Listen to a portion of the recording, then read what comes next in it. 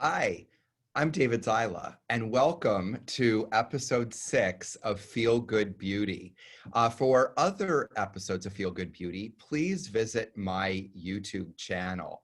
So, first of all, before we start today's show, I'd like to tell you, I'm often asked the question, well, David, what is Feel Good Beauty?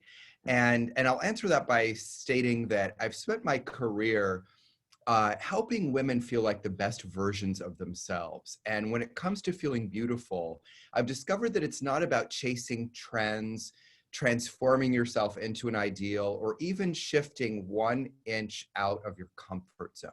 Instead, it's about identifying and magnifying the unique, individual, and beautiful woman that you are. And that is what I consider feel good beauty. So, in today's episode, I'd like to share some tips with you on discovering and how to wear your very own dramatic color, creating an organized and creating and organizing a home office with the Upbeat Organized Office author, Darla DeMorrow, revealing the history and power of scent with fragrance authority and perfume designer Sue Phillips, and showing up stronger, more effective, and more fulfilled in every aspect of your life with Tide Risers founder, Lara Holliday. So we're going to meet all of them shortly. But first, I'm going to help you discover your dramatic color. So, color is an incredible tool to use in our wardrobes and our homes. And believe it or not, all of our very best or true colors that we wear or surround ourselves with are based on the natural colors found in our eyes, hair, and skin. And so today we're going to focus on discovering our dramatic color. And this is the color that makes us feel our most powerful. It's gives you an electric feeling.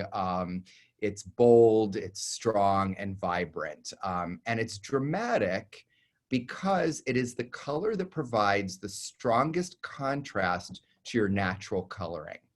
And I'll get back to that in a moment.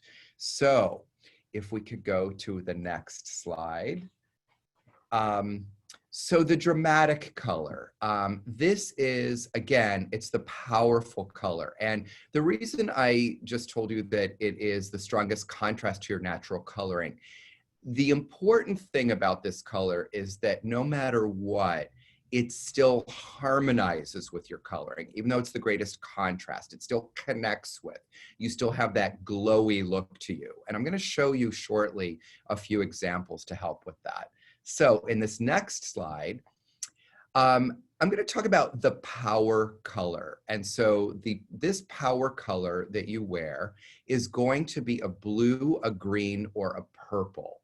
And when I look at blue, green, and purple as categories of color, they each have such vibrancy to them. They have such strong connotations. For instance, purple has been associated with royalty, power, and wealth for centuries. Interesting fact, Elizabeth I forbade anyone except close members of the royal family to wear it. It also became an imperial color worn by the rulers of the Byzantine Empire and the Holy Roman Empire, and later by Catholic bishops.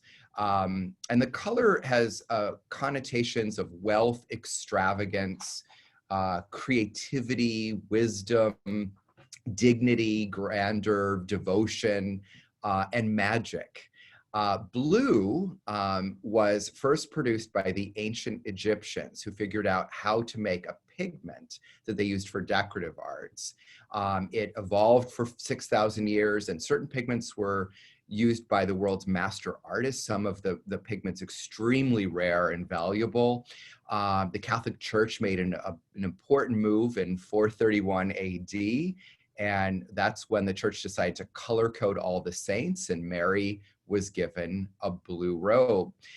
The color evokes an invigorating essence of trust and a spiritual, mysterious, and philosophical vibe. And green, for various cultures, is a shade that illustrates the divine and religious figures. In the Muslim world, the color green is strongly related to the Prophet Muhammad. In England, the green color is has heroic meanings and is connected to the stories of Robin Hood, while in Japan, it signifies eternal life. Green is also a symbol of prosperity and good life. So the reason I'm giving you these brief histories is to show you how this category has so many strong connotations around it. And that is why we call this category the dramatic color. So in this next slide, I'm going to, I'm going to show you how to find this color. So looking at the hands here, you're going to look at the vein in the wrist for this color, and you're going to look for the dominant color here. And so the steps we're going to take to find this color is that in natural light, we're going to look at the wrist. I also would say that using paint chips or even items around your house to, experiment with next to them to see if that color is coming out. Again, remember I said how the skin should still glow. You should look very healthy against this color still.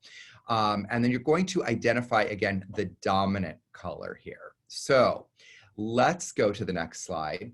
And I want you to be open to possibilities. So there are so many possibilities for this color. And what I'm showing you here is just a small portion of them. Again, it could be a blue, a green, or a purple, and it could be anything within that range. It could be turquoise, it could be evergreen, it could be royal, etc. It could even be a lavender tone, which we're seeing here as well. So it doesn't necessarily have to be dark. And I'm going to bust one myth. When we think of a power color based on like the 1980s, we're thinking of a very bright color. And the color itself may not be bright, but on you, it has a glow and a power. Does that make sense? I hope it does. So let's go to the next slide. So as I said earlier, you're going to look, I suggest using a fan deck from a paint store or swatches of paint from the hardware store. This is the best way to get a full range of color to experiment with next to your wrist. If we could go to the next slide. So again, we're going to look, I always find putting the color in the palm of the hand because then you're seeing the wrist just below the color and you're also seeing what the skin is doing as well. So let's look at some colors on this hand. So if you look at this color against the hand, you'll notice that the vein in the wrist, it has like a blue-green feel to it. And I started specifically with this one because it's a cooler green, it's a neutral green, but it's not really doing a lot. It's not bad at all, like it's totally fine, but it's not really igniting the skin. It's not really exciting against the vein as well. It's almost what I would say is too green. So let's look at some other ones. So let's go bluer. So again, I kept it neutral. I kept that little bit of gray in there. And again, it's fine. There's nothing wrong with this. It looks, the skin looks fine. Not really glowy, but it's not detrimental. Let's look at one more. Okay, so I think we've gone overboard here. What do you think? So again, remember I said earlier how the color isn't necessarily bright on its own. It's what it does. And sometimes colors that we think like we'll see the swatch of and say, oh, that's exciting. That's like bold, that's dramatic. But in context to the skin, do you see how the skin is kind of like working hard against it to like pedal to catch up to it? It's just a little, it's much too intense against this individual. Let's look at another one. So we are better. Do you see we're much, much closer? We're still not quite there. I think that the skin tone, especially in the tips of the fingers, could come a little bit more alive. So let's go to one more. And what do you think of this? I think it's pretty great. This is vibrant. Do you see how, do you see that how it connects to the vein color as well? So it is a blue with just a touch of the green. And you see that the entire hand comes alive. This would be a very exciting color for this individual to wear, and I'm going to show you how to wear it shortly. So let's look at somebody else. So again, we're going to look at the vein in the wrist. And again, putting a color right in the palm of the hand is a great way to do this. So let's look at the first color with her. Okay, so with this wrist, we definitely see purple in the wrist, but this is way too bright. Do you see how all of the colors in her skin kind of go gray? She just does not look healthy. A moment ago, we saw those very healthy pink nails, and even they have turned sort of grayish toned. So this is definitely a color that is wearing her. It's just too much. It's much too intense. So let's go to another one. Okay, so we've gone much darker here. We've gone a bit warmer as well. And do you see how it's just becomes heavy?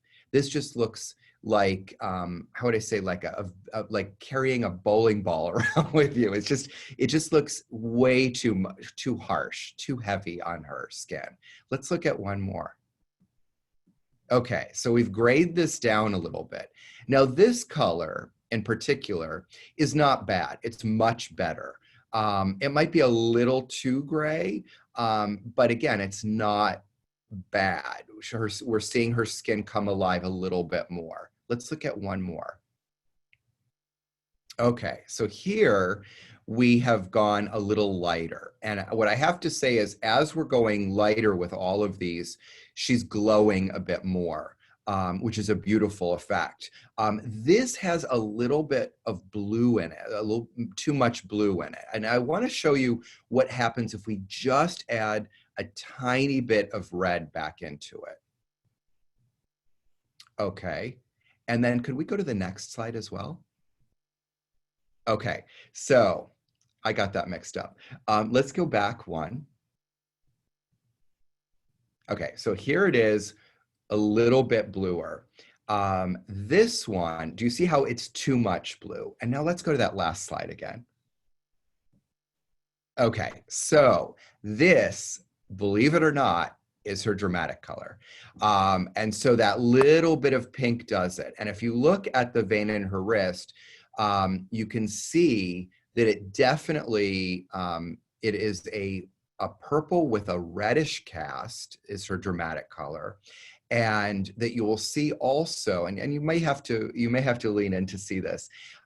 It definitely has a bit of a coolness to it as well. And you see how the cooler color against her skin tone just makes her come alive. Look at the skin and how smooth it is. A really important thing about all of your true colors is that your skin should look great against all of them, no matter what.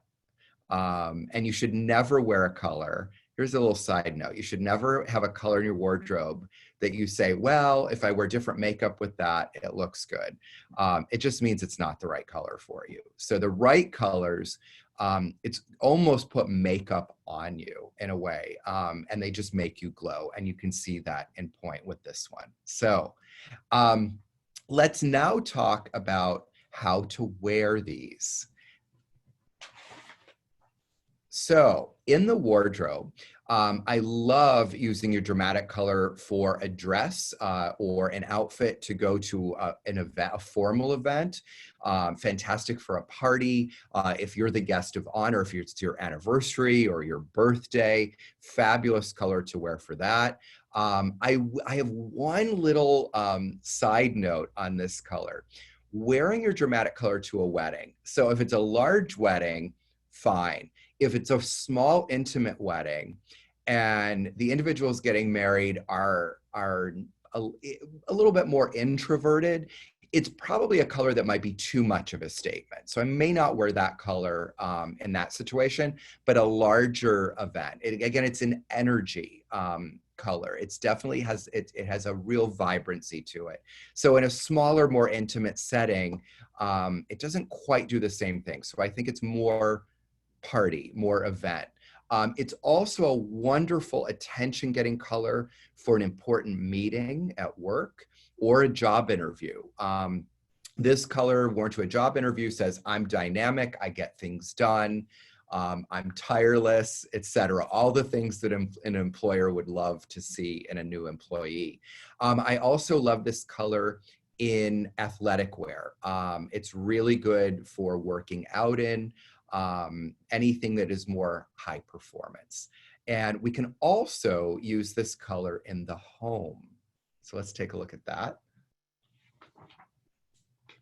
So in the living room, this is a wonderful color for a living room that is an energetic, entertaining space. If you use your living room as kind of the family crash pad where everyone's kind of like, you know, chilling out, it's probably not the color for that. But if you have a living room that you know, entertain in more, and want that energetic vibe, it's perfect for that. I also love it in an unexpected room. So something like a bathroom is fantastic to have the energy color in.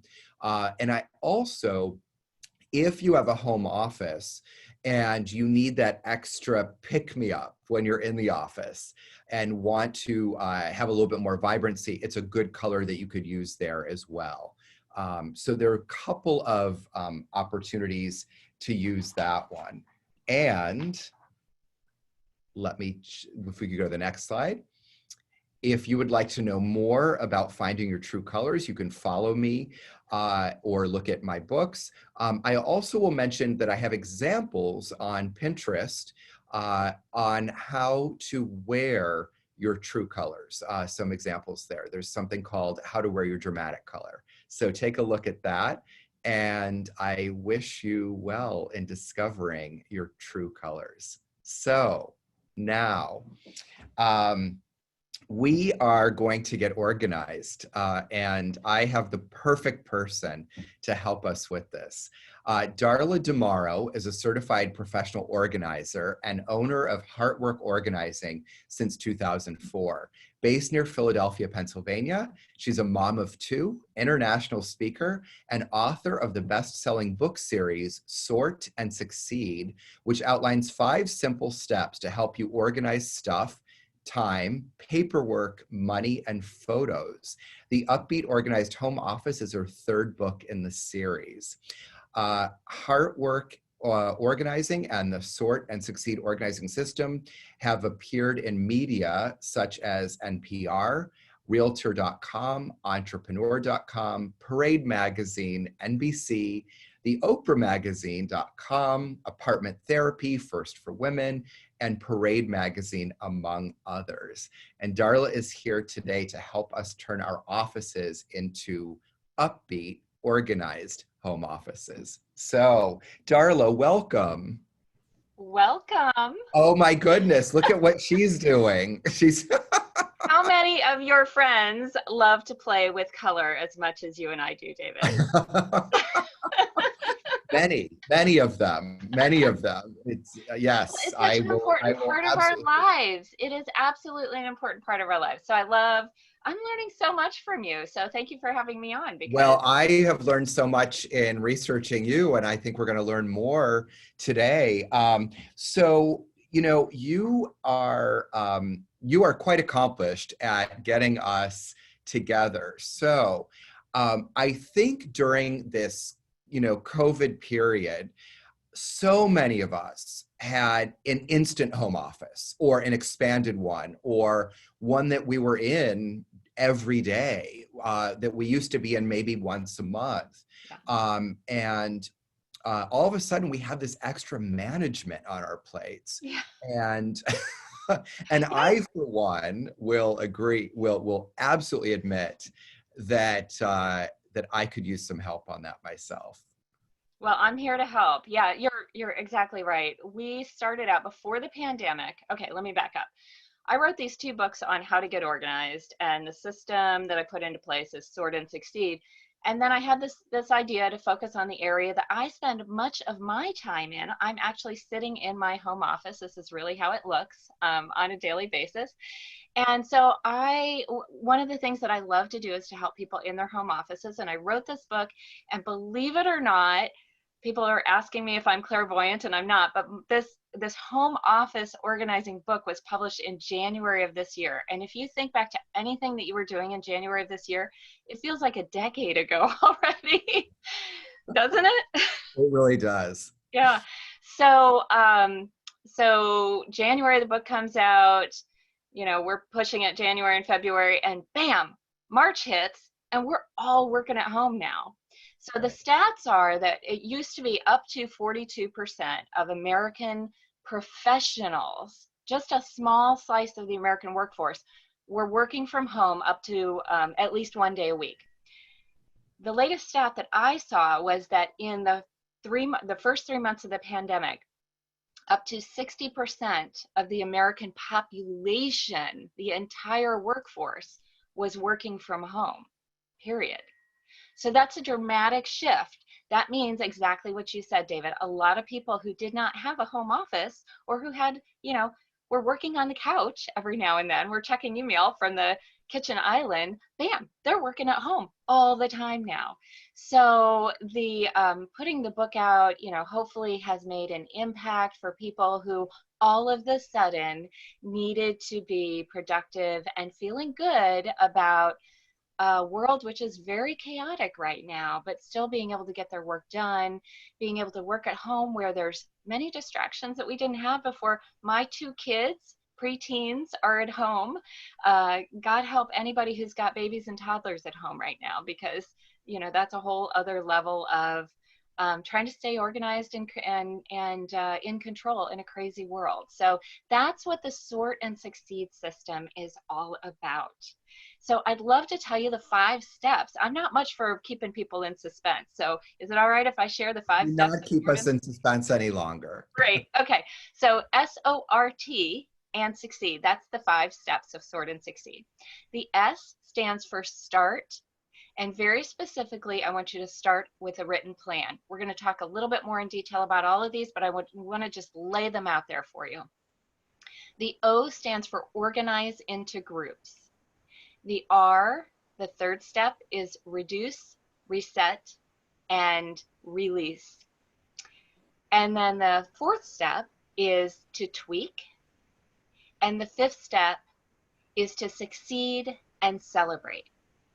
And that last step, I want to go back to step number 1, but that last step is actually something that you want to be thinking about before you take on an organizing project. Because what do we do to encourage other people? What do we do to encourage our children as they're learning new things? We celebrate. When a child learns to tie their shoes or start walking or does the most mundane thing, we clap, we, you know, offer to take them out for ice cream. We celebrate them in some small way. And why do we do that? Because we are encouraging them to learn and to continue with what we consider to be healthy or acceptable behavior. So we do that very naturally with kids, but we forget to do it with ourselves, and we stop doing it with ourselves as we become adults. So that celebration, believe it or not, is really important to the process of getting organized and learning to consider organizing as part of your daily process. So those are the 5 steps of Sort and Succeed. And I've created this over working with clients as a professional organizer full-time. That's what my staff and I do full-time, as we go in and we help people become more organized. But I was using these 5 steps very naturally with people over the years, and I realized that there's 3 sort of stopping points or roadblocks or speed bumps that people run into, and that's why I called them out in the steps. And the very first big roadblock is getting started. So it might seem obvious to say, you know, step number 1 is to start, but to start with a written plan. And the sooner you start, the sooner you'll be organized. But I realize that can be a roadblock for a lot of people because they're looking to, you know, they want the finished, organized space, Immediately, right? We all do. We look at a magazine and we say, how can I get there? Oh, I can't get there. Oh, well, I may as well not even try. And I want people through this book and through this message here. I love, feel good beauty. I love the idea that you're bringing out the power color. I love the fact that you keep talking about should make your skin glow. All your colors that you're talking about, you should make your skin glow. David, am I glowing? Yeah, you're glowing. It's not because of a color I'm wearing, it's because of a color that my office is wearing. Yeah. Create a space that has colors and things in it that you love, and you too will love to go into your office. And I know there's going to be people who watch this and think, yeah, oh yeah, I have that office downstairs or up in the attic or, that third bedroom, and that's where I'm supposed to be working, but I don't like working there. So how can I get around that? So that's what I mean by getting started. That's step one. And then number two, organizing into groups. Number three, reduce, release, and reset. That's where stuff like this, the pretty backdrop that you have behind me, this is not a virtual backdrop. This is actually my office. Okay.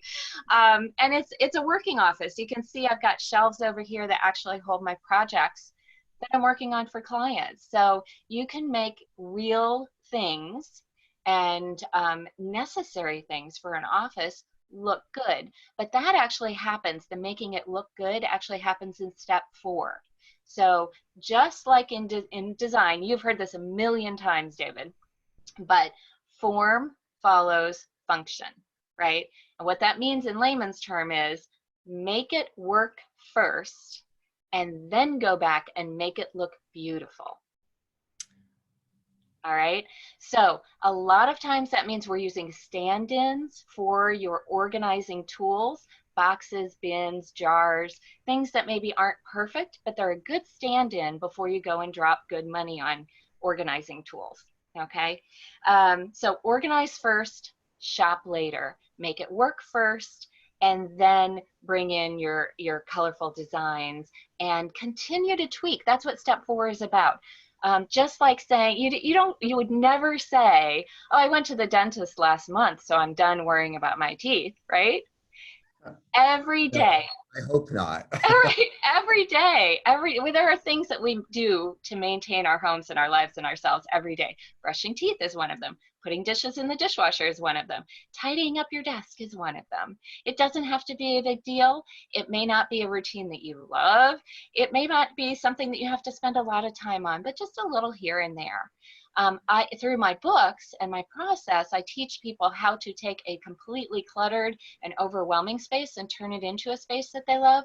But step 4 never goes away. That tweaking and maintaining your space is something that you do all the time. And then step 5, succeed and celebrate. Every time you take on an organizing project, especially for people who don't love organizing, reward yourself. It can be something small and free, or it could be something larger and more grand. A lot of times I'll just share that a lot of times my reward for getting through a small organizing project is giving myself permission to take a walk around the block. So that's a lovely reward. Yeah, exactly. Yeah. So or sometimes a reward can also be purchasing that organizing tool that you wanted, or that organizing bin that looks so cute on the shelf, that sort of thing.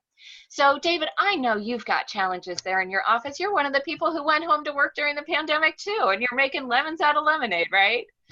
So yes, and so I have some dilemmas. I also have a lot of questions, but my dilemmas, so this is what I'm going to reveal to all of you today, is that in a digital world, somehow I have remained highly analog, and I love paper. And no matter what I do, no matter how I migrate on digitally, I've always got paper around me, and I need some help with that. So Darla, what do I do? Well, first of all, there's no shame in loving paper. All right. It doesn't crash. It is backwards compatible with all of your other paper. You can use it right-handed, left-handed. It comes in all sorts of colors and shapes and smells. And so there's no shame in having paper in your life. And in fact, you'll see behind me, I've got my top row is books, actual real books. And I do own a Kindle. And I've got tons of paper stuffed in there behind those pretty bins. So I'm right there with you, David. And you'll also find that it is sort of a generational thing. So if you're over 40 and you're stuck with paper and that works for you, it's okay. You do need to learn how to operate in the digital world. And David, you are. So you get a gold star for being on Facebook and, having people around you who will show you new things all the time. So no shame in that, right? The downside to that is you will have paper in your life, and that means that you may have piles of paper. So, yeah, does that happen where you are? Just maybe, yeah. Yeah, maybe. I'm not saying one way or another, but. Okay. Well, I'm sure there's one or two people listening here who will look over at the paper on their kitchen counter or look over at the paper on their desk. And that's okay. Just a couple of things to remember if you are trying to get organized in your home office. When we're working with a client, or even when I'm doing it myself, separate out your paper organizing from other things from your digital organizing. So when you're in a home office, you've got three main groups of things that'll be broken down into smaller groups. But we find that it is very difficult for people to organize paper while they are also organizing things. And there's all sorts of things that you'll find in a home office, electronic cords and pictures, which look like paper, but they're not paper. They're actually pictures. They're memories. Books, which also look like paper, but they're not paper. They're books. It's a whole different category. All that paper that should go in files, that takes a certain sort of mindset to just sit down. It may take you 5 minutes. It may take you 5 hours. I don't know. I haven't seen your office. But, try and create a system for your paper that you can stay on top of roughly, the same way you stay on top of brushing your teeth. But do it separately from organizing your pens and your cords and the, fabric samples that come into your office and the clothes that, were on the way to the laundry and just everything else that ends up in the home office. Same thing for digital. Digital organizing feels like sometimes it's like the same as organizing paper, but it's a different batch. And we just find that it's different brain cells and different neurons that you need to focus on those three separate groups. So if you do that, it'll go faster. You may not get rid of that organizing, job, but it'll definitely go faster. That is great advice. I loved how you told us earlier that one of the hardest things to do is getting started. So a question that I have piggybacking off of that is that, okay, let's say we've started already, and I'm sure some of us might slip at some point in our organizing. What would you say is the most common reason for slipping? So, and let's break that down to whether you are working on sort of revamping a space and claiming it again. It might just be so cluttered, and there's a lot of people out there that have that third bedroom that is just kind of abandoned, right? They haven't been in it for a while. They kind of throw their company's coming, I got to clear off the table and I'll put things in a bag, and I kind of throw them in the third bedroom and shut the door. Or the closet and shut the door. So that's kind of, there's energy that needs to be spent on reclaiming that space. And that may take a couple of hours or even a couple of days where you're spending a couple of hours to try and get that space cleared out so that you can reclaim it again. And, starting that kind of a project is really a bummer because it's going to take a while and you don't necessarily know how to do it. And that's why the sort and succeed process can help you, because again, it could just make things go so much faster. And the faster I can get you out doing the things that you love to do, biking or gardening or hanging out with your friends or whatever it is that you love to do, the faster I can get you doing that and not doing the organizing, the happier you're going to be.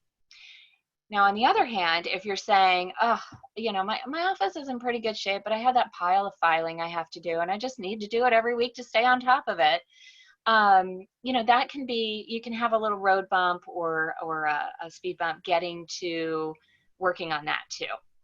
So I would say set a reward for yourself, set a time frame, and talk to yourself like you would talk to a younger person or a younger child and say, look, we're just going to organize for 10 minutes. You know, we're just going to organize for 10 minutes, and then you get to go play. Then you get to go have your glass of wine. Then you get to go call your friend, whatever it is. So don't make it be a drudgery, just like brushing your teeth. I hope for you and for me, you know, it's what, 2 minutes out of our lives, twice a day, 3 times a day.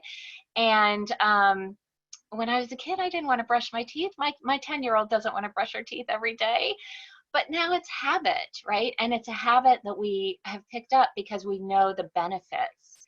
And probably when we were younger, somebody would actually praise us for getting through that 2-minute ordeal every day.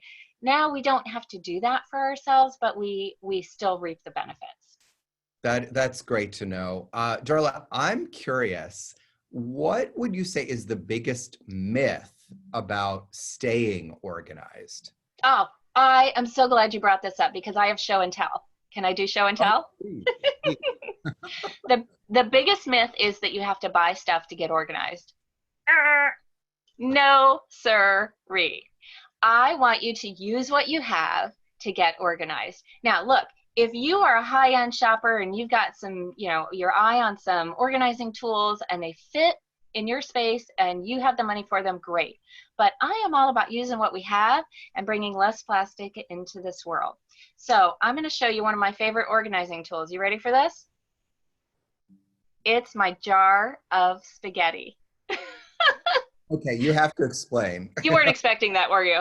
Oh, Okay, look, I go shopping looking for great containers. Now, I happen to actually love the spaghetti. In my family, we eat a jar like every week or 2 weeks. But look, it looks just like a mason jar. It's got markings on the side.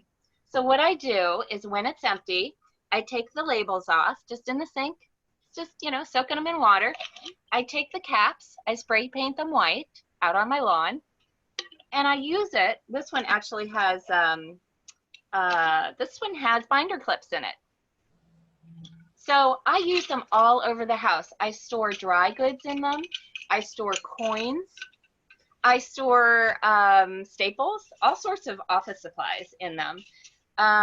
Craft supplies. They're great for craft supplies. You'll actually see them up behind me on my shelf. And you haven't noticed them up until now, but they make great little containers. Notice, yeah. Yeah. So I have been known to shop for food because of the containers. That's incredible. So here's something else that I use all the time. Recognize this? Kleenex box. So do you have to buy drawer organizers? Do you have to buy more plastic to put inside your drawers? Please don't. These can be cut down and used inside drawers as a drawer organizer. And I happen to, look, I love this pattern. It goes with everything else in my office. So smart. So can I show you 2 more? You please do. All right. This also, notice it goes with everything else in my colors. Happens to be my color. I don't know. Is it my power color, David? I think it is. You'll have to go through the exercise. Yes. This is a box that stationery came in. I might have bought the stationery for the box, but I can use that instead of buying craft boxes or using junky old shoe boxes, which totally hold things, but now I have one that actually fits my colors. And I'll show you one more. Do you recognize this? We would find strawberries or tomatoes in those. Yeah, it's a berry container. This one is actually a real berry container, these two. They are made of pressed paper. And they also would be great drawer organizers. So look around. You've got stuff all around you. So that's a huge myth that you have to go to the Container Store, or probably shouldn't have said that you have to go to any retailer to get organized. Don't buy stuff to get organized. Go through steps 1, 2, and 3. And remember, we're not buying stuff until step 4, which is tweaking. That's true. That's true. Darla, one more question for you, and that is there a celebrity or famous person that you think would benefit greatly from your organizational expertise? Oh, I love that question. A dream client. Dream client. You know, it's funny because I think everybody needs my organization. Let me think about this for 1 second. There isn't, and we know this, I'm a part of an international community of professional organizers. We go to school for this, we get certified in this. This is a real job for us. I have employees who work for me. And one thing we know for sure, because we have organizers who work all up and down the socioeconomic spectrum, and we have organizers who go into celebrity homes. Now, these celebrities have gardeners, cooks, nannies, chauffeurs, any kind of service, they've got it. And yet they also bring on a professional organizer. I have very high profile clients in the Philadelphia area. I've worked for attorneys, physicians, hockey, NHL hockey players. I've worked for, some really high profile people. And I think that the unifying factor is it takes time to organize. And if you have enough time in your life, you get a gold star and you don't need an organizer. But I honestly, I don't have any friends who have too much time in their life. Right. So So Darla, how do we connect with you and learn more about what you do and your books? I would love to hear from any of your viewers. If they have a particular question, they can always reach out to me. Email is best to get started with a conversation. I am really responsive in email, and my email's out there. It's darla@heartworkorg.com. There are 3 books in the series. The first one is Organizing Your Home with Sort and Succeed. The second one just focuses on the kitchen, Organizing Your Kitchen with Sort and Succeed. And the one that came out this year is the Upbeat Organized Home Office, also based on the Sort and Succeed system. You can get those books in ebook form wherever you get ebooks, and you can also get them in paperback. And if you're buying a paperback and you have a local retailer, can I just ask you to call up your local bookstore and order it directly from them? Because especially during the pandemic, we want to support our local businesses. And even just buying 1 book at a time from your local retailer can make a difference and help them stay open and keep their doors open. You can also get some free downloads at sortandsucceed.com. So if you like what I was talking about, but you're like, I couldn't write fast enough, go to sortandsucceed.com and you can download a 1-pager that has the steps on them. And then of course, if you want to work with me personally, we are still working with organizing clients. We're doing it virtually via Zoom, and you can sign up and book your appointment at heartworkorg.com. Darla, thank you so much. You have inspired me and our wonderful audience today greatly. We really appreciate My work is done. your work here is done. Thank you so much, and thank you for making me feel good about paper. I never knew someone could do that. So thank you. Next up, we are going to learn all about fragrance, and we have the expert to talk about it. So let me tell you a little bit about her. Sue Phillips. Sue Phillips has worked with luxury beauty companies Elizabeth Arden and Lancome for her marketing expertise, followed by Tiffany & Company, who recruited Sue as VP of Marketing Fragrance, where she spearheaded the development, creation, and launch of the successful Tiffany perfume for their 150th anniversary internationally. From Tiffany, Sue established her company Centerprises Inc. and designed and launched fragrances for Society by Burberry, Burberry for Men, Diane von Furstenberg, Avon, and many other well-known brands, as well as for celebrities, including Jamie Foxx, Katie Holmes, Zendaya, Susan Sarandon, Marcia Gay Harden, Lawrence Fishburne, Lisa Vanderpump, along with Fortune 500 companies, AOL, Bulgari, Google, Merrill Lynch, MetLife, Pinterest, Wells Fargo, and Zurich Financial. Originally from South Africa, Sue is the author of the upcoming book, Sensually You. Without further ado, Sue Phillips, welcome. Hi, David. How are you? It is wonderful to have you today. Thank you for joining us. Thank you for inviting me. I'm so thrilled to be here. So And Darla was amazing. I need her desperately. yes, I think having her on was a purely selfish mood on my part, but I'm glad that everyone else benefited as well. So Sue, fragrance, both for personal use as well as for the home, has a fascinating history, and a very lengthy one as well. I'm wondering if you might take us through some of the highlights of the timeline of scent and fragrance. I would love to do that. I talk about fragrance all the time. I'm obsessed with it. I'm passionate about it. And I think particularly now during this pandemic, it's a way for people to really feel uplifted. It's a way for people to change their mood. It's a way for people to really feel so confident, because fragrance can really help you do that.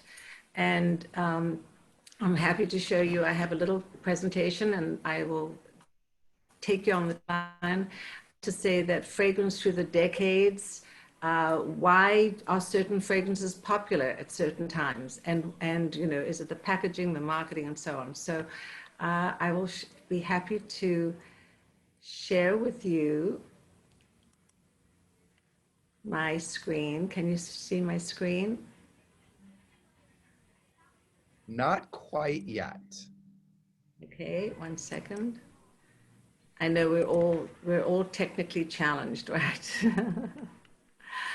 Okay, here we go. Excellent. Okay, so I like to say that fragrance is really, it's our most powerful sense after sight. It's really interesting. Studies have been done, and this is one by Martin Lindstrom, that our sense of sight, of course, is very important, and it's our strongest, but our most powerful is our sense of smell. And why it connects memory and emotions, and it really links all the sensory aspects, and it triggers memory and emotions. So, you talked about fragrance for personal scent. What does your scent say about you when you meet somebody and you hug them? Does it reflect? You talked about, color is that your power color? So what does your personal scent say about you? And then, of course, there's home fragrance. Does your home reflect scent? At this time, also, of course, during COVID, people are looking to scent to create a lovely, harmonious feeling in their homes. So home fragrance is so important. And then there's scent branding for corporations. What does your brand actually smell like? And scent branding has been used in so many corporate environments, hotels, spas, casinos. If anybody's ever been to Las Vegas, you know that all the hotels there are diffusing fragrance, and it really connects the consumer to the brand, because, why stay at one hotel versus another? Well, maybe you love the way it smells, you love the ambiance, and you love everything about it. So fragrance has really become very important in that too. So, I just wanted to tell you a little bit about some of the social, economic, and political trends, and take you on a sort of fragrance journey and find out what really makes a fragrance memorable and a classic. So there are so many aspects to fragrance. Is it the ingredients? Is it the bottle, the package, the name? So many aspects. It's everything. Every single aspect has to really be harmonious. It has to be synergistic, reflect the brand attributes. It has to really fit all the aspects of the fragrance. And if one of those aspects is not correct, it'll really be not successful and not at all successful. So here's just a very quick timeline. The 20s to the 70s were all the classic fragrances. I think one of the hallmarks of the classic fragrances, Chanel number 5, which was launched in 1920.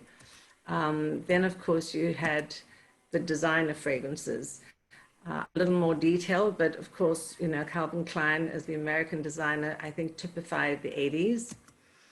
From the 80s to 2000 were all the celebrity fragrances. celebrity fragrances were actually very, very important. And the first one, of course, was Elizabeth. And then at the time of the millennial, there was a whole resurgence of classic fragrances. And think about all these wonderful fragrances that take you down memory lane, you know, Chanel, Shalimar, Arpège. Then continuing the celebrity fragrances from 2010 to basically 2014, there was such a slew of celebrity fragrances that there were so many that ultimately now it's become not popular. Some, sadly, Lady Gaga, who is an icon, she's an amazing performer, actor, beautiful, incredible, you know, philanthropist. The fragrance didn't do well. Bunch of reasons which we don't have time to get into here today. And now the trend is all about personalization, and everybody today is really able to have their own fragrance, because think about selfies. Everybody is now on YouTube, Instagram, Twitter, so they are absolutely able to have their own brand and selfies. So eau de moi is now something that people can do. So this was just sort of just taking you on a memory trip. Look at some of those. I'll show this to you. 1917 was Chypre by Coty. Of course, all these others, you know, Chanel, Shalimar, very distinctive, very amazing. 1930 was Vol de Nuit, which was a wonderful fragrance, not as classically as some of the other popular ones. And then, of course, now from 1953, some of the American designer fragrances. I'm sure we all remember you. Norel was one of the first American designers. Charlie, remember Charlie? And then, of course, Georgia, Beverly Hills, and Obsession. And then what happened was, because of the outslew of, the 80s and this very rogue economic time, then there was a retraction. And so in the 90s, it was less about opulence. It was more about sort of retraction. And so Issey Miyake was a very important part of that era. And then, of course, Angel was a beautiful fragrance. And you can see Liz Taylor and J.Lo. And so, as I said, now it's really all about customization. And I started my part of after the corporate,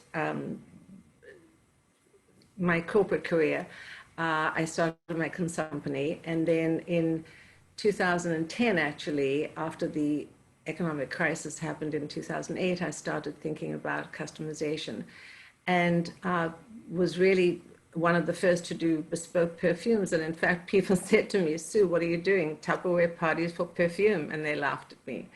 And now look how many other companies are actually going into the idea of customization.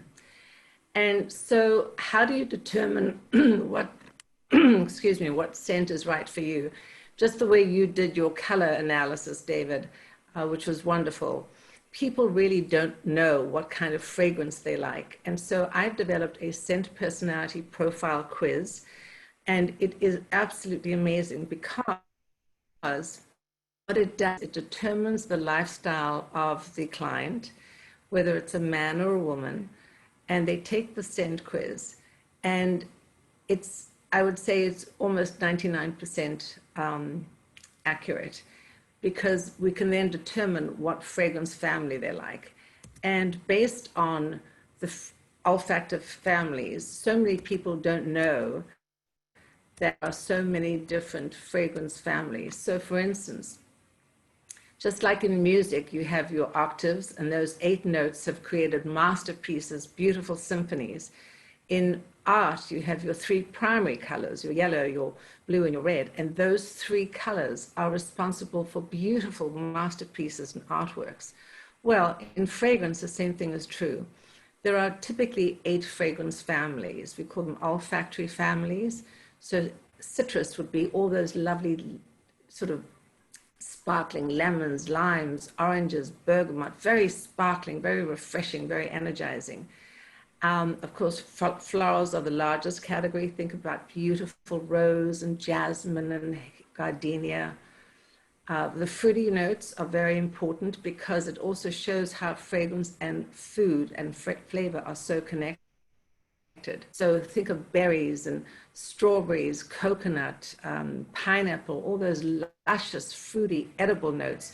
And we call that almost like the gourmand category.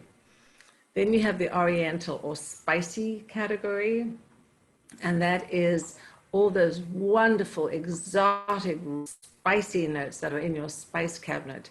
Think about ginger and pepper and cinnamon, paprika, all those notes that are actually used in perfumery, and vanilla is considered a spice. It is popular spice categories in the Oriental family. So it's an Oriental, but it is considered in the spicy family.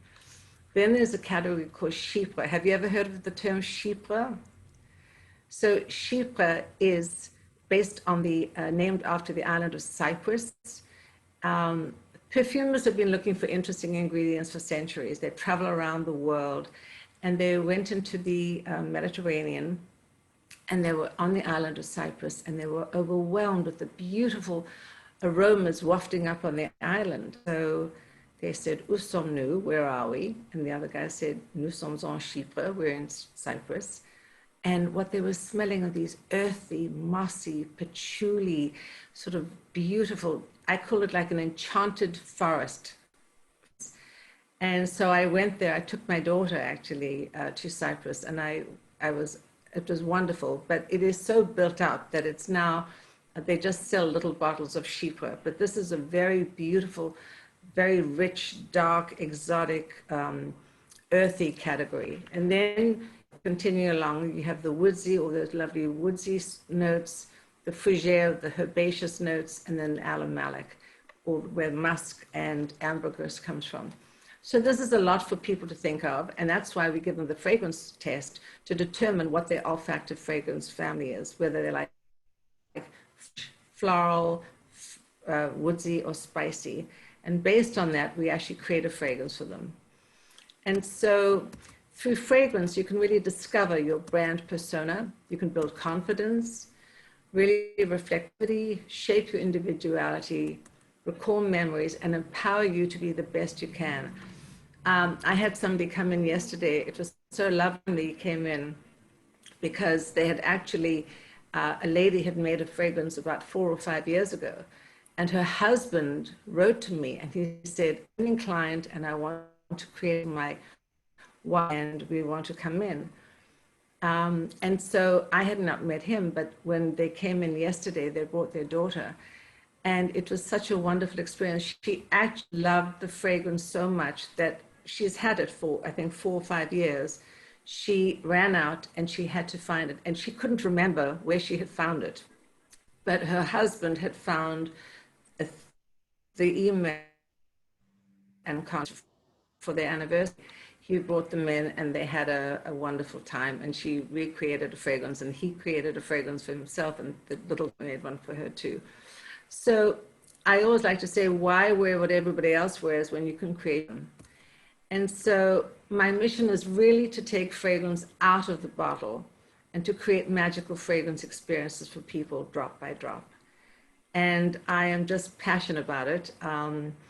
Yes, you talked about celebrities. I have met with some wonderful celebrities and they have fragrances, as well as Fortune 500 companies. We do a lot of team building events, corporate events, because it's a great way for corporations to really give interesting, innovative, memorable experiences for their employees, for their clients. And so this is and this is how I have really created and built my business, because I'm really passionate about what I do. And I have just moved to this new studio, this wonderful new boutique. And I'm delighted to be here. And thank you, David, for inviting me. And I would love to talk to you and take any questions you may have. So I am so grateful for the timeline of fragrance that you took us through. And so fascinating, and how I would say that according to your timeline, our tastes are changing even faster than ever before.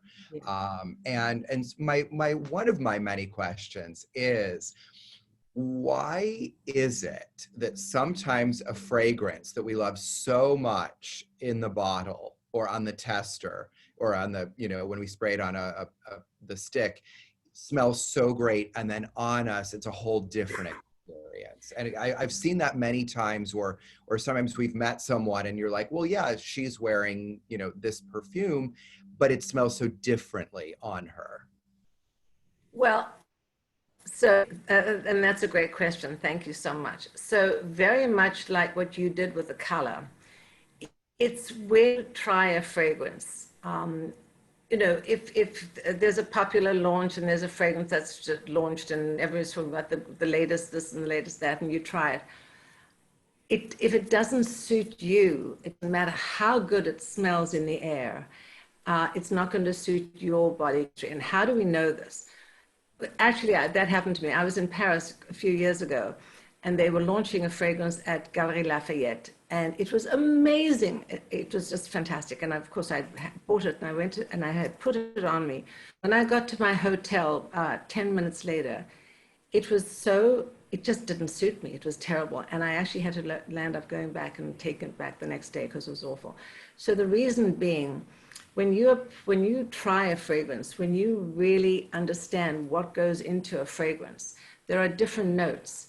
You have your top notes, your middle notes, your base notes, and there are certain notes or certain ingredients in the formulation that might not really suit you, but you don't know that until you've actually tried it and you've sampled it or evaluated. And that's why when I meet with clients, I give people the scent personality questionnaire. So now we know whether they're like fresh or floral or woodsy or spicy or what their olfactive family is. And then I show them those fragrances and those ingredients which suit their personality. And they're drawn to it. So let's say you are an outdoorsy person and you love outdoor, natural, you're into nature, you're casual.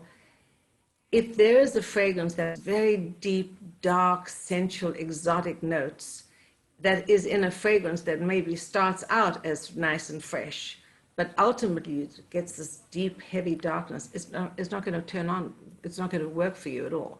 So it's really important to know the fragrance family that you like. And that's one of the reasons, when you smell the fragrances on a blotter strip, you're able to understand what goes into it. And you wouldn't, if you like fresh fragrance, like something very dark and heavy. Sue, do you suggest different fragrances for different times of day? For different times of day. Well, different occasions. Sometimes, Yeah. or occasions. Certainly, there are certain fragrances that when you want to go out to a fancy, event at night and you want something a little bit more sophisticated, yes, you certainly can have something like that. But again, be true to who you are, because if you are a person who is not into a lot of sophisticated notes, these like that heavy, dark, beautiful sheep, that very few people hear that, because it's a very, very distinctive fragrance, and it also matches it may or may not match your body chemistry. So, that's an important way to remember. Certainly, if you want to be a little bit more glam and you go out at night, just the way you have a new outfit on or something a little bit more exotic or glamorous at nighttime, wear a fragrance that is a little bit more sophisticated if it suits your personality and if it suits your body chemistry. It all is a reflection of body chemistry. I'm very fortunate because I can wear very many different types of fragrances. And I was able to do that even before I got into the fragrance industry. So if I want to be a little casual, I'll wear something a little citrusy and a little bright and fresh. And if I want to have something a little bit more exotic and sophisticated, then I will wear something. But my preference for me and my body chemistry are beautiful sort of floral orientals. The florals, the spicy notes, and some of the woodsy notes too. So we have a great question from one of our, a member of our audience. Catherine asks, what is a good subtle fragrance to wear when one doesn't wear fragrance? I love that question. So, you know, some of the fragrances that are not, well, a subtle fragrance would be something that is really, I think, natural. Now, people say, well, okay, I like natural fragrances. And what are naturals? So some fresh sort of notes of lemons, citrus notes, the scent of fresh rain, lovely, beautiful fresh rain, the scent of freshly cut grass, which is kind of subtle, or the scent of sort of a crisp, cold mountain air, or sort of an oceanic, are kind of more very subtle. They're not heavy florals. They're not these deep, woodsy, spicy. So when you want to wear something that doesn't smell like a fragrance, think natural, and then take that extension to what is nature. It's the air, it's the rain, it's the grass, it's the sea. Those notes would suit you well. I have another question. Should our home fragrance and our personal fragrance that we wear be similar, or should we look for different things in a home fragrance? Well, again, think of different rooms. So you have your bedroom, you have your kitchen, you have your living room, your bathroom. All those rooms have function, but at the same time, they reflect who you are. So I would say that if you're in the kitchen, you might want to have something that is going to reflect your oh gosh. Hi, how are you? Are you busy? Yes, I'm just, you can come in. I have a client coming. It's okay, you can just sit down here. Hello. I thought you were coming at 2:30, but it's fine. Hello. I can get something to eat. Anything can happen Great. on a live event. So. I know, great. Everybody wants to, she actually came from Virginia and she was going to be here at 2:30, but she said she's going to get something to eat. I think that it's a lovely thing to have a fragrance in a bedroom, say, for instance. You don't want something that's going to overpower and overcome food odors in a kitchen to be the same fragrance in a bedroom. So a bedroom should be something that is going to help you relax, be a little calming, maybe a little sensual, depending on what kind of, ambiance you want to create. But I do think that you could use a different fragrance in a bedroom as opposed to the kitchen or the bathroom. Bathrooms, typically, you want to have something that's going to be some freshness, something that's going to make you, overcome any kind of bathroom odors or the heat of the showers or the bath. Kitchens, you don't really want to have anything that's going to counteract and contradict the food odors, so you might want to have something a little fresh as well. And living rooms, you could do something, whether you're in Florida where you want something very light, maybe frangipanis and something sort of crisp and green, or something a little bit more sophisticated if you're in New York City and you want something in a living room that's a little bit more, with the subtle lights and so on. So one of the things that I think that people should understand is how incredibly powerful fragrance is. I know somebody just wrote and said, how do you tell someone in a polite way that their fragrance or cologne is overwhelming or too strong? They may know that from how you react. If you hug somebody and you pull back because the fragrance is so strong or powerful, again, it's, fragrance should enhance you. It should not overcome you. It should be an enhancement, not a distraction. And I think that one of the things that happens with fragrance is when you find the fragrance that you love, you don't have to be basically influenced by the latest trends, because the latest trend might not suit you. And if you happen to love, floral notes, but a very heavy, spicy, oriental fragrance doesn't suit you, it's not going to do well for you. So I think we're in a time right now where choices, I think through the whole notion of selfies, you can really determine who you are and how you want your brand or your ethos to be reflected in the clothing you wear, the colors you choose, and the fragrance you choose. And you don't have to wear what everybody else wears. Sue, you are a wealth of phenomenal information, and I so enjoyed spending time with you today and learning about fragrance. How can we connect with you and learn about what you're up to next? Well, I am There thrilled it is. to let you all know that thank you for this. So I've just moved. I actually spent 7 years down in Tribeca, the Centarium, and through a confluence of situations, the building being sold and COVID, they eventually sold it. And so I am so fortunate. I'm here on the Upper East Side in this beautiful boutique in the area. Vanessa Knowles' boutique, Sue Phillips fragrance business here, and I'm delighted to be here. So I'm happy to say that you can contact me through scenterprises.com, info@scenterprises.com. Please, if you want, you can take our scent personality quiz. Go to scenterprises.com. And I'm just so happy. I just read, if you don't mind, I just read something. One of the questions, somebody said, I smelled your rose perfume. I dislike rose scents as they seem to be for older ladies, but I'm addicted to your rose. Why is yours different? I'm so happy for that question. Thank you, whoever wrote that. I don't see who wrote it, but I will tell you that rose is the quintessential sort of symbol of femininity, and it is also one of the hallmarks of perfumery. And so the rose scent is beautiful. What happened with rose is why it got such a bad rap is in the early 1917s, 1920s, our mothers and grandmothers wore face powder that had a rose scent in it. And when people hugged or kissed the ladies, they would immediately smell rose. And so now they associated rose with an older lady.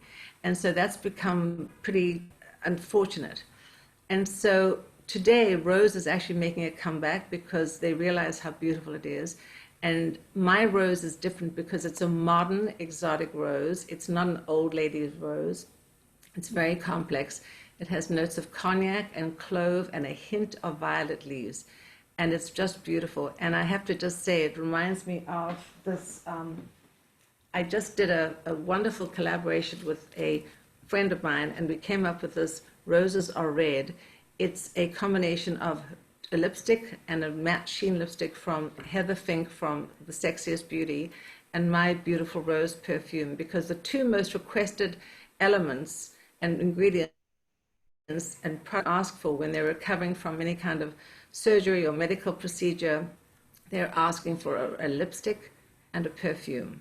And I'd always wanted to do a lipstick, but I decided to collaborate with a wonderful company, and we've created this Roses Are Red lipstick, perfume, lipstick essentials. So if anybody wants to try a rose perfume, please go online on Center Prizes. And interestingly enough, David, men are also liking rose fragrance. It's really interesting. I know that Tom Ford just launched a rose perfume. So it's not just for women, and my rose perfume is not your grandmother's perfume. So open up your minds and open up your sort of fragrance portfolio and enjoy beautiful, wonderful aromas and fragrances. Sue, thank you again for being with us. We appreciate it. Thank you, David. It's been so much fun. Such a pleasure. So now I'm so excited. Our third guest today is going to help us show up stronger, more effective, and more fulfilled in every aspect of our lives. Let me tell you a little bit about her. Lara Holliday serves as a coach and advisor for purpose-driven leaders and teams. She is known for her ability to help people uncover hidden barriers, get unstuck, and up-level their lives professionally and personally. After a 20-plus career spanning corporate, government, and nonprofit leadership roles, Lara Holliday founded Tide Risers in 2016 to create a deliberate community for women working together to up-level their lives. Tide Risers now connects hundreds of women across the United States and the United Kingdom who benefit from the personal and professional advancement of the Tide Risers coaching curriculum. Lara's design and execution of the Tide Risers growth plan has spawned an innovative new model for leadership development and female-centric entrepreneurial success. Lara is an avid gardener, TEDx speaker, cocktail mixologist, and mother. After 25 years in New York City, she recently relocated with her family to London. Lara Holliday, welcome. Thank you, David. Thanks so much for having me here. And Thrilled. hello to everybody watching. Yeah. I think what you've brought together tonight, I'm in London right now, and as you can see, I'm wearing my Robin Hood green. I'm hoping this is a dramatic color. So evening my time. Just the collection of information you've curated in this event is so interesting to me because it's all about, how are we all bringing forward our best selves and presenting that to the world, how we show up in the world with fragrance or color or organization. And that's basically what I'm going to be talking about with you today as well. So thank you for having me.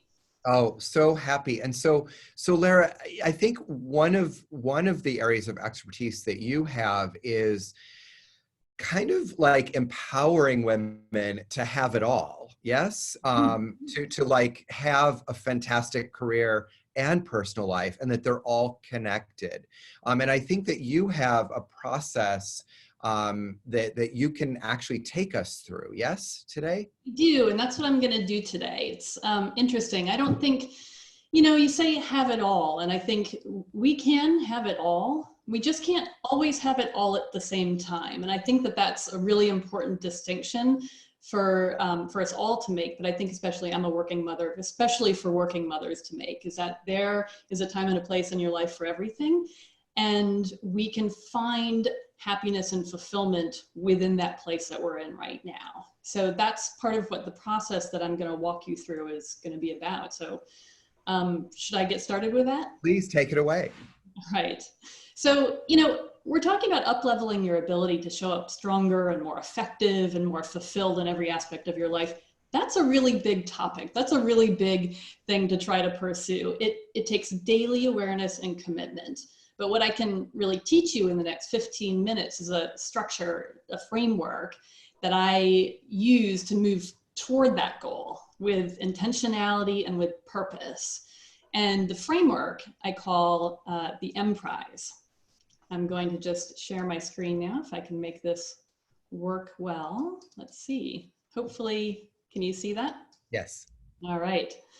But before we get there, let's just talk a little bit about the reality that we're all facing right now. We've had to contend with radical shifts in the way we do our lives, work, partnering, parenting, all forms of socialization have had to shift in dramatic ways.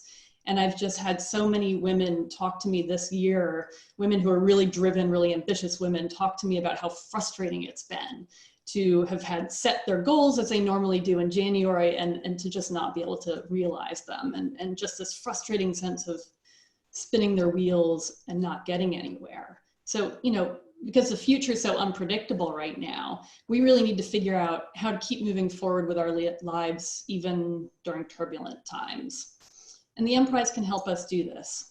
So an M Prize is the adventurous, daring undertaking of choosing the biggest, best life that brings you the most fulfillment personally and professionally. This is not a word we use very often these days. I don't know if you've ever heard this word really in sort of common parlance, David, but I kind of pulled it out of the archives. It was a word that was really established in the 13th century in English to describe the bold and chivalrous adventures of knights. And I've reappropriated the word to describe a pathway forward that enables you to play a leadership role in your own life so that you have the bandwidth and the skills and the resilience to pursue your fullest potential. So I'm going to walk you through the 4 principles of Emprise and give you a quick assignment for each one to get you working. And if it's okay, I'm going to sort of get through this presentation in the next 15 minutes or so. I'm not going to have time for you to do the exercises while I show them to you. So if you're interested and curious, you can, screenshot or take a quick picture of each assignment as we get to it. Or maybe I can send them on afterwards if that could work. What I'm going to ask you to do for these exercises is grab yourself a journal. David, I know you're going to love this because you love paper. I'm actually a very digital person, but in this case, I have my journal, and I'm going to talk a little bit about that in a moment. I love the sort of daily practice of journaling, and that's what I'm going to recommend in a few minutes. But before we get there, the 4 principles of Emprise are authenticity, courage, abundance, and ownership. So we're going to talk about authenticity first. To pursue a life of Emprise, you need to find and nurture your true authentic self. So to do so, you're going to have to do 2 things. 1, uncover hidden assumptions you may be carrying about how you're supposed to live your life. And 2, redefine your own measures of success so they reflect your values. So we all carry assumptions about how we're supposed to live our life. You might have an underlying assumption that you can't leave a job that no longer suits you, for example. You might have an assumption that you have to get married to be happy. You may assume you can't learn a new skill at this point in your life. Just as an example, a couple of years ago, I uncovered an assumption that I'd made about myself that I, had to live in New York City. And after staying put in one city for 25 years, I was really missing adventure and travel, which had been a big part of my life when I was younger. That travel and adventure had been authentically true to me. But being a mom in Brooklyn and a working professional in Brooklyn had become so core to my identity that I couldn't somehow think my way out of living there. But when I uncovered this assumption I had made, I started to pick away at it. I started to ask myself, where did this assumption come from? When did it become so much of a part of my identity and who I think I am as a person? So long story short, I decided to change my trajectory and ended up making the decision after a lot of conversations and a lot of logistical work to move with my family to London. And it's been a great adventure for us. But one of the truly powerful things about it was just the fact that it was major change. Shaking things up in your life has a powerful way of helping you understand yourself better and strengthen you, and it makes you more resilient. But importantly, it's this process of locating assumptions and challenging them that gets us to a place where we can be true to ourselves and live an authentic life of Emprise. One powerful assumption that many of us carry about ourselves is what success means to us. Living a life of Emprise calls upon us to redefine what success means to us as individuals instead of letting someone else's notion of success determine it for us. So we have to be in the practice of placing greater value on the things that are truly meaningful and bring us a sense of wholeness and fulfillment. So to do this within the concept of Emprise, you'll need to challenge yourself. You'll have to dig deep to learn more about your values. You'll need to uncover hidden biases and set aside assumptions you've carried maybe your whole life about how you're supposed to live. So it's a big undertaking, and it's going to be an ongoing process, and you're not suddenly going to find your true authentic self tomorrow, but the important thing is the process of uncovering it. So to get started, here's a simple assignment that you can do. And if you want to sort of screenshot this is a good time. So thinking back over the past 5 years, jot down just the top 5 things you can think of that made you feel truly happy, both personally and professionally. And why are those things important to you? And do they align with your vision of what success means to you? And if not, how can you shift that definition of success? And then I'm going to ask you to write down 5 to 10 values that you feel define who you are as a person. This is when you're going to have your journal. I'm going to show you this. Hopefully you can see this. It's a little chart that I made. Here are my values.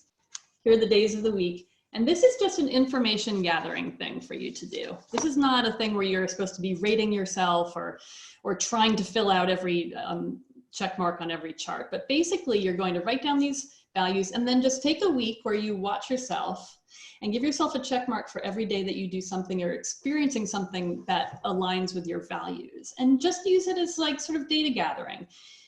Am I having touch points with my values, core values that are important to me at some point over the course of the week?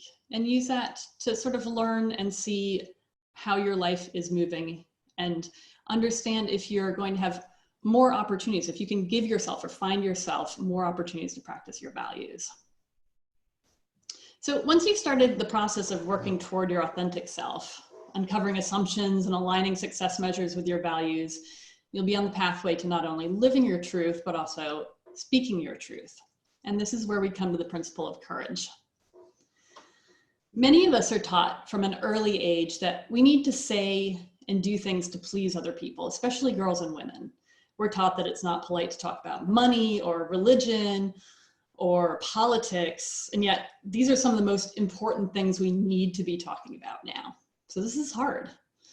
But living a life of emprise calls upon us to speak our mind and live our truth and engage in conversations that may be uncomfortable. To live a life of emprise, we have to start to embrace the discomfort of courageous conversations. But the good news is courage is like a muscle. The more we use it, the stronger it gets. But courage isn't just about speaking, it's also about listening, and a particular type of listening called active listening. This is where you try your best to clear your mind of any assumptions, which you've already started practicing, and direct your full attention to what the person in front of you is saying. So don't spend time trying to think about what you're going to say next. Hold what they're saying in front of you and consider where they're coming from. So a couple of exercises to practice this. You can find somebody to talk to and actually practice active listening skills with them. Ask them if they'll do this with you. Take 5 minutes and ask them to talk with you about the values that are most important to them, and really listen. And then you switch. And it's amazing when you do this exercise, even with somebody who you've known your whole life, who you think you know really well. Sometimes you will hear something and learn something new, and that's a really valuable experience. But this is something that takes practice, so please do find a partner to practice this with. And then after that, spend some time really reflecting on what that felt like, to actively listen and to be actively listened to. So the next principle is abundance. In the context of living a life of emprise, abundance means living in the faith that we have plenty to give and plenty to receive. We're going to ask a lot of the world, and we're going to give a lot back.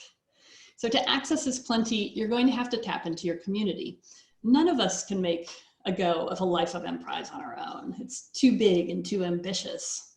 So for most of us, our existing network alone isn't going to be enough. We're going to need to expand our community, to meet people we haven't met, to be in relationships with people who are different from us, who come from different backgrounds and different life experiences. And this is how we learn and grow. So this is really important. This is how we make our life of emprise strong and resilient and powerful. So a couple of assignments here. Who's on your committee? Some of you may call this your kitchen cabinet. These are the people who you know well, you've known them for a long time, and you trust that they have your best interest at heart. A lot of us already have this committee. It may be made up of your sister or your best friend or your mother. If you don't have it already, find it and name them. Tell them they're on your committee and that you're entrusting them with this important role. Sorry, my slides are, there we go. Then you start expanding upon your committee. It's really likely that your committee is going to be made up of people who are very similar to you, but to live a life of emprise, you need the benefit of multiple perspectives and different points of view and just different life experience. So what relationships in your life can you nurture to bring fresh, new vision into your life? Where can you go to meet new and different people and grow your community? The next principle of emprise is ownership. This is a really important one. Ownership is the concept that you alone are responsible for your own life experience. It's about maintaining an awareness that your job is to play a leadership role in your own life. And no one other than you is ultimately responsible for your life or your actions and how you show up in the world. So no one's going to create a life of emprise for you. This is your one precious life. And if you don't take the reins, someone else will. If you allow yesterday's standards to dictate the way you design your life, you'll never feel you measure up. So this doesn't always mean that things are going to go your way, or that you're going to be able to have it all at once, or that you're going to be able to even do everything you want to do. But even when we're living in a more restricted fashion than we're used to, as many of us are now due to the pandemic, you still have choice and you still have opportunity. We just have to find it. So here's a suggestion for a daily journaling assignment that you can do to help you find opportunities and be fully in ownership of your own experience. So every day, and this can be just like quick little jotted down notes in your journal, I'd like you to consider responding to the following questions. 1, what have I learned today that I want to remember in the days to come? 2, what shift do I want to make tomorrow based on what I've learned today? Now, this can be a really subtle shift in routine to make more time for yourself, or it could be a challenging conversation you need to have. It could be big or it could be small. Number 3 is, at the end of this month, what will make me feel really good about how I've spent my time? So those 3 journaling prompts, to do those at the end of every day, even just jot down a couple of notes. You don't have to spend a lot of time doing it, but being in the practice of that can be really powerful, and being able to look back over your notes over the past weeks or months is a really important learning tool for us. It'll allow us to gain a little more ownership over our lives and the decisions we make ultimately. Now, the great thing about all of this, and I'll finish up here and I can definitely take questions, but the great thing about this is that you don't have to be on any timeline to finding your life of emprise. This is more about the process than the product. This is about living a life of intentionality and using these principles as guidance to help you live your biggest, fullest life. So I'm happy to take questions, but I mean, just one final thought here is, recent events have offered us really unprecedented opportunities for change. A lot of this change has felt like really hard, and it's been sort of put on us, and we haven't chosen this change, but whenever there is major fundamental change in our lives, there are always opportunities for something new. So I'd really, recommend that you kind of look for these opportunities. Look for the opportunity to shape your own future at this point. Don't let this opportunity drift past you. Lara, you have broken this down to be so doable. What can I say? Thank you. It's just all so clear, and your work is really so extraordinary. You used the word up level. Would you give us a definition for up level within the context of your system and what you do? Yeah, it's taking a big step up and forward, so it's basically kind of enhancing, but even more so, it's really, what am I doing now? Where are the areas where I feel like I'm getting stuck? And how can I step out of whatever that loop is? So I almost can see it visually in my head as like we're all sort of going through this loop of our day and our professional life and our personal life. And sometimes we get stuck in this loop, right? But life is long and we change as human beings. And how do we figure out how to take a step out and up? That's really what I call up leveling. Thank you. Thank you. If, let's say that one is saying, it's time, I've been thinking about this, it's time for me to, go forward, go up a step, go up 2 steps maybe. What do you find is the biggest stumbling block that you've seen with your clients and with tide risers, et cetera, going through this process? Yeah. So I think it's this, that's such a great question. There are so many stumbling blocks, but one that I often see, and that's why I lead with this, is the assumption that I can't. And I think that this hits women especially hard. So many of us feel like we're underqualified, imposter syndrome is a major issue, and that stuff is all in our head. And I have to say, I deal with that too all the time. I have mad imposter syndrome and I know it and I recognize it and I can call it out in myself and know that I just have to like work past it because it's there. It's what a lot of us are dealing with. But, you know, just never allowing yourself to say that for any reason you can't do something. You should be pushing yourself out of your comfort zone to do the things, even when in your own brain you're saying, I don't have a degree in that. I'm not qualified in that. I haven't worked enough years in this industry. I haven't done these things. Those things should be something that we need to work past to get beyond. But that's a major stumbling block a lot of us have. Great. If there are any questions for Lara, we will take them. I have another question for you. As someone who has worked with so many extraordinary people around the globe, as an expert and a leader, I'm curious, who do you admire as someone who is admired? Ruth Bader Ginsburg is very fresh on my mind today. I admire women who, you know, at a time when people were telling them, sit down and shut up, they stood up and used their voice. She's an excellent example of that. You know, I've had plenty of women in my life who have done that over and over again, but I really especially admire that generation of women who said, no, I have a brain, I'm going to use it. I have interests, I'm going to pursue them, and nobody's going to stop me. Excellent, excellent. So Catherine has a question, and that is, what is your philosophy on life? That's a big question. Wow, we haven't gotten that question before. But I think you're inspiring our audience so much.